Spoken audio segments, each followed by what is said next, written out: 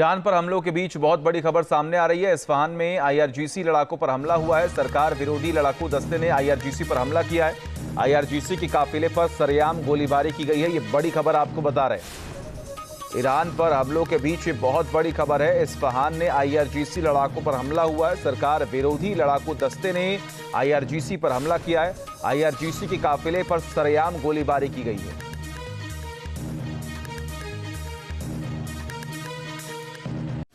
और ये तस्वीरें आपके सामने हैं। आप देखिए यहाँ पर किस तरीके से खुलेआम दिन दहाड़े लगातार फायरिंग की जा रही है। आईआरजीसी के काफिले पर गोलीबारी की गई है।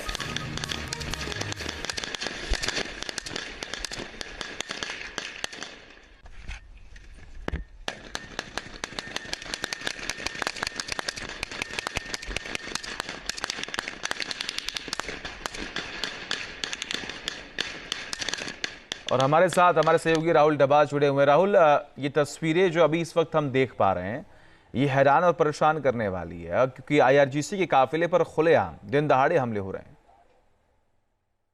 निश्चित तौर से, क्योंकि जिस तरीके से सचिन में पहले बात कर रहा था, ऐसा लगता है कि मोसाद और सीआईए में अंडरस्टैंडिंग और ये अंडरस्टैंडिंग डेवलप हो रही है डोनाल्ड ट्रंप और बेंजामिन नेतन्याहू के बीच में। क्योंकि डोनाल्ड ट्रंप ने ये कह दिया है एक तरीके से कि मुझे मिलिट्री में इलेक्शन नहीं जाना।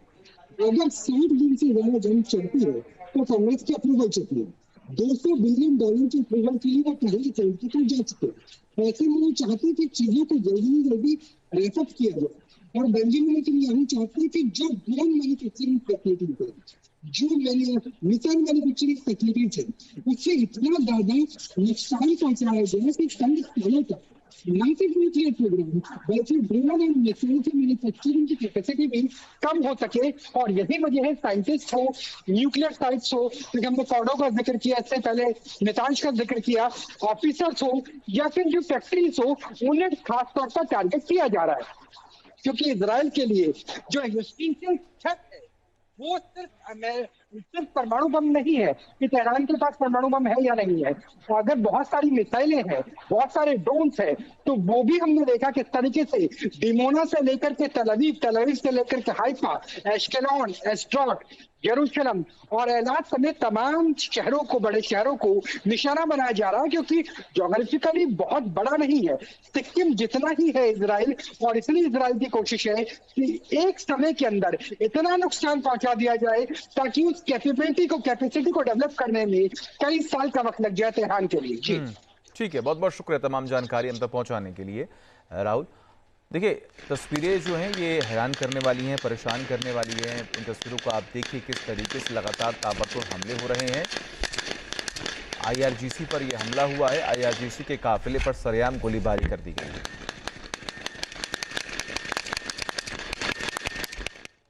देखिए, ईरान पिछले 28 दिनों से अमेरिका और इजराइल के संयुक्त हवाई हमले झेल रहा है। सेंटकॉम का दावा है कि ईरान युद्ध में अब तक अमेरिकी वायुसेना ने 10,000 से अधिक टारगेट हिट किए।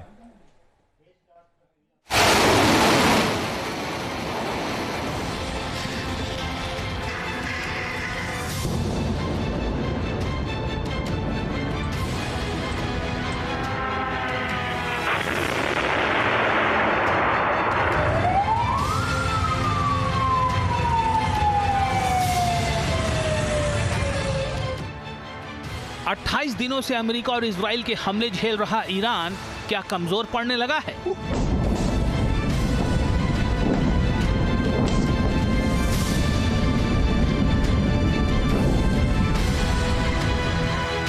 चार हफ्ते से लगातार रोजाना सैकड़ों टन बारूद ईरानी धरती अपने सीने पर झेल रही है।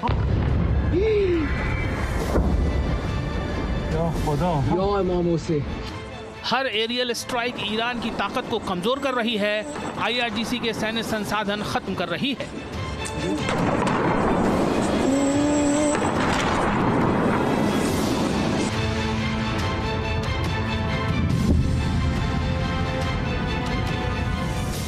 ईरान और अमेरिका की अदावत ने शिया देश को धुआं कर दिया है।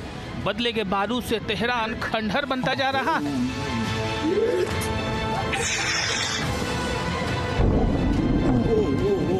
लेकिन ईरान की मौलाना रिजीम झुकने से इनकार कर रही है। मुस्तफा से अरागची तक बार बार दोहरा रहे हैं कि सरेंडर और झुककर समझौता करना उनकी लिस्ट में नहीं है। जंग के 4 हफ्ते बीत गए हैं, लेकिन ईरान झुका नहीं है। उसने मास्टर स्ट्रोक चलते हुए हॉर्मुज पर शिकंजा और कस दिया है, हॉर्मुज को सुलगा दिया है।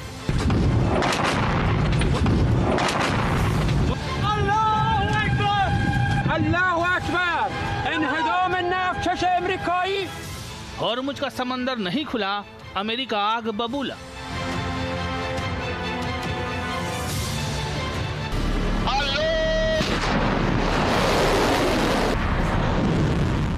मौलाना रिजीम के लीडरान चाहे जितने सख्त बयान दें, लेकिन साफ दिख रहा है कि ईरान की मिसाइल अटैक करने की क्षमता धीमी पड़ रही है। IRGC के ड्रोन अटैक की कैपेसिटी कम होती जा रही है। जेरूसलम पोस्ट का दावा है कि 28 फरवरी को यानी जंग के पहले दिन ईरान ने 480 मिसाइलें दागी थी, जबकि 9 मार्च को बस 40 मिसाइलें दाग पाया। 16 मार्च को भी ईरान की तरफ से 35 के आसपास मिसाइलें दागी गईं, यानी ईरान सिर्फ 10% मिसाइलें दाग पा रहा है। इजरायली मीडिया का दावा है कि 28 दिन के हमले में ईरान के 75% मोबाइल लॉन्चर बर्बाद कर दिए गए हैं। माना जा रहा है कि ईरान के पास 400 से 550 मिसाइल लॉन्चर थे, जिनमें से करीब 300 तबाह हो चुके हैं। ड्रोन हमले भी अब 86% घट गए हैं।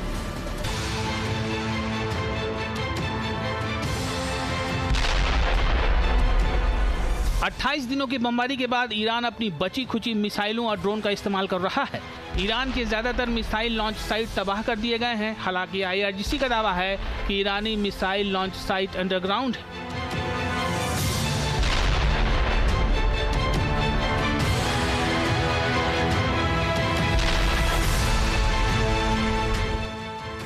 अमेरिका और इजराइल लगातार बमबारी कर ईरान के missile silo, underground missile cities को नष्ट करने की कोशिश कर रहे हैं, लेकिन IRGC कह रहा है कि उसकी सैन्य इंजीनियरिंग टीम तेजी से नई मिसाइलें बना रही है।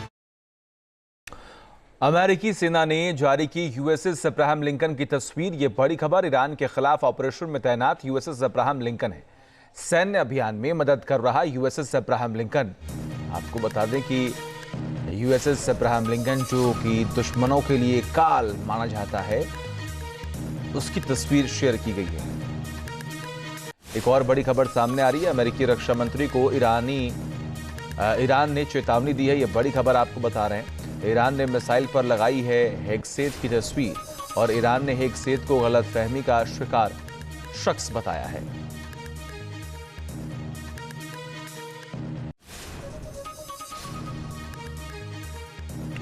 जिस तरह अमेरिका और ईरान की सैन्य शक्ति की कोई बराबरी नहीं, ठीक वैसे ही इजरायली डिफेंस फोर्स और हिजबुल्लाह के मिलिट्री पावर है। लेकिन जिस तरह 28 दिन से लगातार ईरान महाबली अमेरिका के हमले झेल रहा है, उसी तरह हिजबुल्लाह ने इजराइल को चौंका दिया है। देखिए,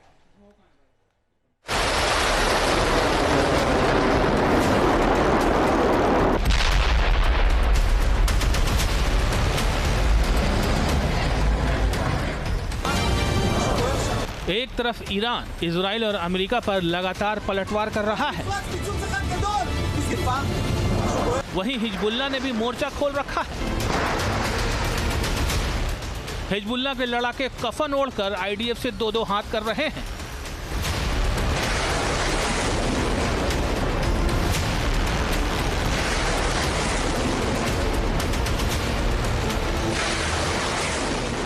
और इन तस्वीरों ने तेल अवीव को दहलाकर रख दिया है। इजरायली आर्मी के मेन बैटल टैंक मरकावा का शिकार करते हिजबुल्लाह के लड़ाके। IDF का दावा है कि made in China FPV kamikaze drone के जरिए हिजबुल्लाह ने मरकावा टैंक की रफ्तार रोक कर रख दी है। हिजबुल्लाह ने पहली बार इजरायली मरकावा टैंक पर हमला करने के लिए FPV ड्रोन के इस्तेमाल का वीडियो जारी किया है। पिछले कई दिनों से IDF ने साउथ लेबनान में ग्राउंड ऑपरेशन शुरू किया हुआ है। इजरायली फोर्स लेबनान के देबेल, अलकंतारा, तैबे, दीर सीरियान जैसे कई जगहों पर ग्राउंड ऑपरेशन कर रही है। इस बीच ओपन सोर्स इंटेल का दावा है कि पिछले 72 घंटे में हिजबुल्लाह ने IDF के 27 मरकावा टैंक नष्ट कर दिए हैं। 2 मार्च से 25 मार्च तक साउथ लेबनान के ऑपरेशन के दौरान हिजबुल्लाह कम से कम 73 Israeli Merkava main battle tank बर्बाद कर चुका है। ओपन सोर्स इंटेल का तो यहाँ तक दावा है कि 26 मार्च को हिजबुल्लाह के हमले में नष्ट हुए मरकावा टैंकों को मिलाकर कुल तादाद 100 तक पहुँच गई है। विशेषज्ञों का दावा है कि हिजबुल्लाह गाइडेड मिसाइल और FPV ड्रोन से इजरायली फोर्स को टारगेट कर रहा है। FPV मतलब फर्स्ट पर्सन व्यू, यानी पहली नजर से देखना। FPV ड्रोन एक ऐसा छोटा ड्रोन होता है जो अपने आगे लगे कैमरे से रियल टाइम वीडियो भेजता है। ड्रोन ऑपरेटर उसे वीडियो गेम की तरह गॉगल से स्क्रीन पर देखता है और जैसे ही ड्रोन टारगेट के ऊपर आता है तो वो उसे इग्नाइट कर देता है। 48 घंटे पहले IRGC ने भी खार्ग में अपने हथियार डिपो में चीन के FPV कामिकेज ड्रोन होने का सबूत दिया था। मतलब अब ईरान से लेकर लेबनान तक और ओमान सागर से कैस्पियन सागर तक ड्रोन युद्ध चरम पर पहुंच गया है। अमेरिका ने भी हॉर्मुज के करीब ओमान सागर में अपने रोबोटिक स्पीड बोट तैनात कर दिए हैं। पेंटागन ने पहली बार खुलासा किया है कि ऑपरेशन एपिक फ्यूरी के दौरान अनमैन्ड ड्रोन बोट हॉर्मुज में गश्त कर रही हैं। गश्त के साथ साथ ये ड्रोन हमला करने में भी सक्षम है। तो साफ है कि ईरान के खिलाफ अमेरिका ग्राउंड ऑपरेशन की पुख्ता तैयारी कर चुका है। कमांडो फोर्स के साथ साथ ड्रोन तक की तैनाती हो चुकी है। अब ये देखना दिलचस्प होगा कि ईरान में अमेरिका के ग्राउंड अटैक का हाल लेबनान में IDF के ग्राउंड इन्वेजन की तरह तो नहीं होगा, जहां लाखों डॉलर के मरकाबा टैंक कुछ हजार डॉलर के FPV चीनी कामिकेज ड्रोन के आगे पस्त हो रहे हैं। आपके मोबाइल पर तुरंत आएगी ब्रेकिंग न्यूज। स्क्रीन पर सबसे पहले दिखेगी बड़ी खबर। देश दुनिया की हर खबर एक जगह। अब आपके मोबाइल पर तुरंत फटाफट इंस्टॉल कीजिए न्यूज नेशन ऐप और रखिए खुद को अपडेट।